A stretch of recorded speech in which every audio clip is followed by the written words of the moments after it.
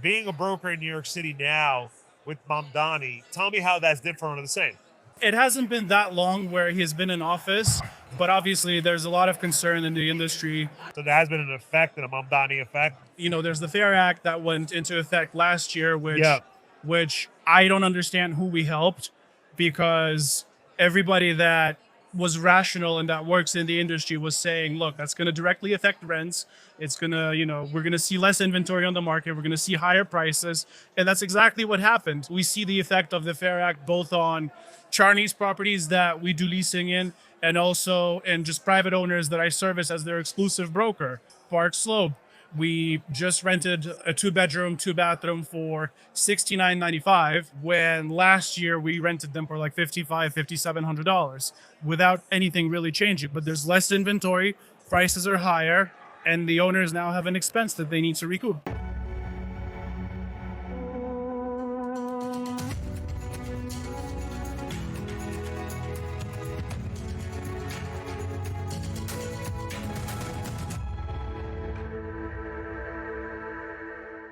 Welcome back. I have another episode of Confronting the Impossible. I have a very interesting guest with me here today. I'm Leo Jacobs, your host. And we have Dmitry Karabutov from Charney Companies. Nailed it. Dmitry, I look at your videos, and they are probably one of the most informative things that I probably watch on Instagram every single day. Thank you. Tell me, where does that inspiration come from? People, especially in New York, look at real estate, and with the current political climate, don't look beyond the numbers that they see on their rent bill or on their property taxes or on their purchase prices. And we just wanted to talk about the stories of the buildings that, exist in this city. Right, but you have a different angle. You really go into the nitty-gritty detail of each building. How did you find that focus would be so interesting to people? I feel like people are drawn to folks that like to nerd out over specific things. I mean, I know I am.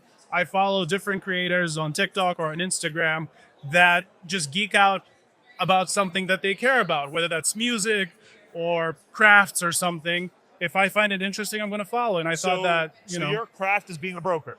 Yes. And you chose to give this message differently to your audience. Yep. How did you come to make that decision? We've been hesitant to get into the content game for a long time because we knew that we didn't want to do the usual slop that you see, the real estate slop content of like, oh, look at this view, look at this, look at that. Because it's hundreds of agents are doing it, thousands of people are doing it. And there's only so much that you can take of like the same views from the same previews and the same open houses that everybody goes to. But we knew that New York is a very interesting city, and there's a lot of history in real estate as well. And there are a lot of cool stories that we felt can be highlighted to show people that there's, real people that are doing real projects and put their heart and soul into whatever it is that they're making. So being a broker in New York City now with Mamdani, tell me how that's different or the same. It hasn't been that long where he has been in office, but obviously there's a lot of concern in the industry. So there has been an effect and a Mamdani effect? Yeah, exactly. Obviously there's all the videos that they're putting out where they're singling out specific residents of the city as they're discussing their tax proposals, which I don't think is the right way to do it. There's the Fair Act that went into effect last year, which I don't understand who we helped, because everybody that was rational and that works in the industry was saying, look, that's going to directly affect rents. It's going to, we're going to see less inventory on the market. We're going to see higher prices. And that's exactly what happened. A big part of what we do is leasing. And we see the effect of the Fair Act both on Charney's properties that we do leasing in, and also in just private owners that I service as their exclusive broker. One of our clients, for example, owns a building downtown where pre-Fair Act, the rents were like $3,600 for a 2-bedroom apartment. Now we're renting them for $39.95. Park Slope, we just rented a 2-bedroom, 2-bathroom for $69.95, when last year we rented them for like $5,700 without anything really changing. But there's less inventory, prices are higher, and the owners now have an expense that they need to recoup. There is distress out there. Would you agree? Absolutely. How are you dealing with that, and how's the environment in New York City dealing with that? I think, as far as my business is concerned, I'm fortunate enough that I work with owners that are mostly fair market. But I understand that folks that are, more regulated, especially further in the outer boroughs, they're seeing bigger effect. They have more issues because of these additional expenses because their NOI is capped. So, Charney, tell me about Charney. What is it?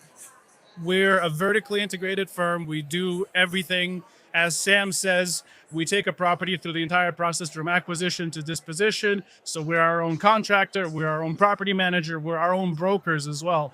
And my partner and I were excited to join the Charney team because we wanted to get more involved on the ownership side, and we wanted to see the industry not just through the broker's eyes, but through the owner's eyes. And I think that makes us better agents as well. And both our buyer clients see that, both our seller clients see that, our owners that we service as leasing agents see the effect, because we see what a large institutional owner is doing at a bigger scale to improve their NOI, to make sure that the properties are moving faster, and we're able to take that same approach and give it to our other clients. What type of industry market do you serve? Industrial, multifamily, condo, Residential, Resident- anything residential. but it's open market, fair market. For the most part, yeah. Not rent stabilized, none of that. Some of our clients have some rent stabilized units. Those that are fortunate enough to be rent stabilized basically at market, they put them on the market and we rent them out for them.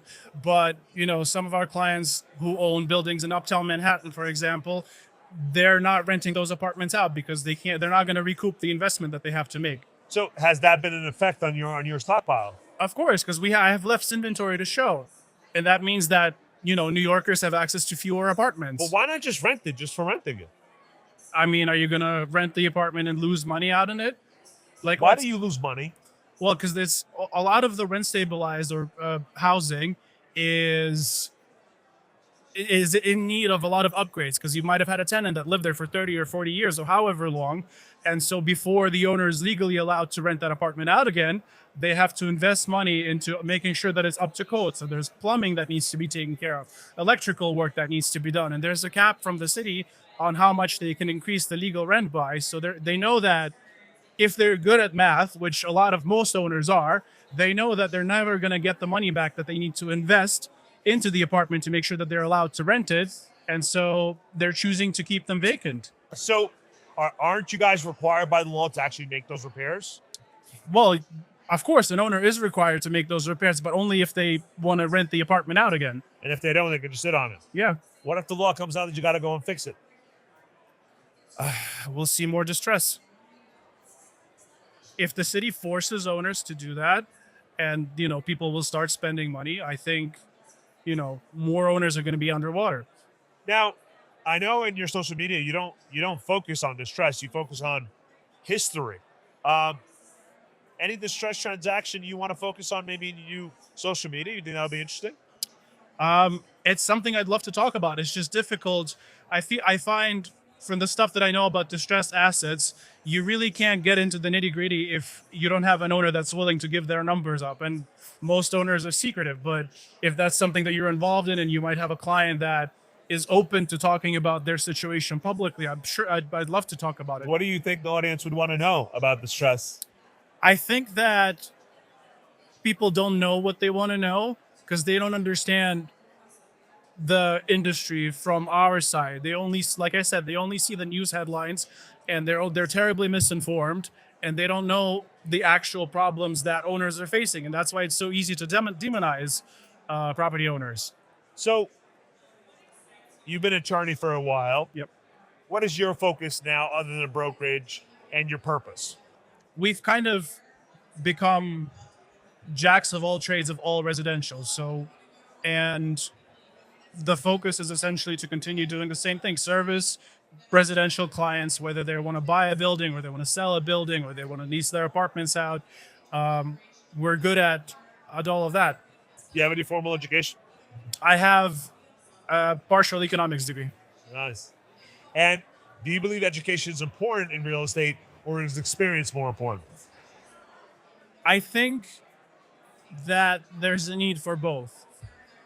But it depends on what you're doing. If you want to get into development, you need to at least know how to do basic math. It's not rocket science, of course, but you need to understand the numbers and you need to understand, you know, whether or not there's going to be a profit to what you're doing.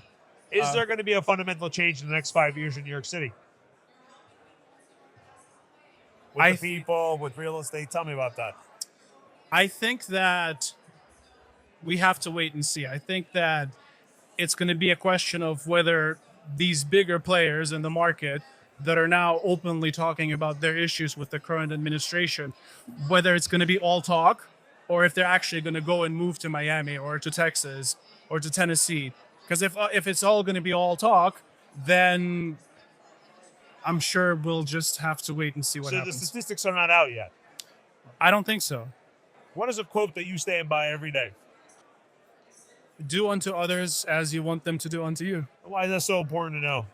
I think that there's enough hostility in the world that we should all strive to be better, friendlier, closer with everyone.